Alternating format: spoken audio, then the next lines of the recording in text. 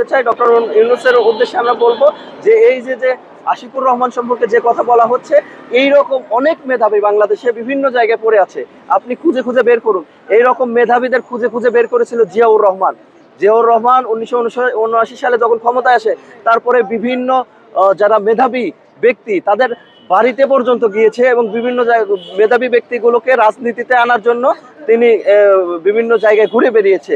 এবং পরবর্তীতে আমরা এখন দেখলাম ডক্টর ইউনূস এই কাজে যেহেতু হাত দিয়েছে, আমি মনে করি এনার আরও যেসব মেধাবী ব্যক্তি আছে, ডক্টর আশিকুর রহমানের মতো আরও কিছু ব্যক্তি যাতে বাংলাদেশ সরকারের মধ্যে যদি যায়, এবং আমাদের খলিলুর রহমান সম্পর্কে জানি উনি কি করেছে। উনি সম্প্রতি যে রোহিঙ্গা প্রত্যাবর্ষণের বিষয়ে যে সফলতা দেখিয়েছে মাত্র 2 মাসে, এটা একদম নজিরবিহীন।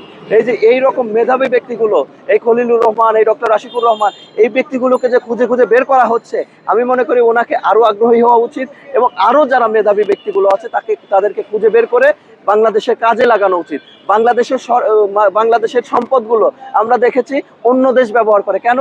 কারণ বাংলাদেশে ওই রকম সুযোগ সুবিধা পাওয়া যায় না। মানে তারা পড়াশোনা করে তারা বিদেশে সেটেল হয়ে যায়। মানে এই যে মেধাবীগুলো বিদেশে চলে যাচ্ছে, এই জন্য মেধাবীদের যাতে বাংলাদেশে কাজে লাগানো যায় সেই বিষয়ে সরকারকে পদক্ষেপ নিতে হবে। এবং বিগত যে সরকারগুলো ছিল, সেই সরকারগুলো শুধু দলকানা কিছু লোক এনে বা বিভিন্ন চাঁদার মাধ্যমে বা বিভিন্ন ডোনেশনের মাধ্যমে তাদেরকে এই সব জায়গায় বসাতো।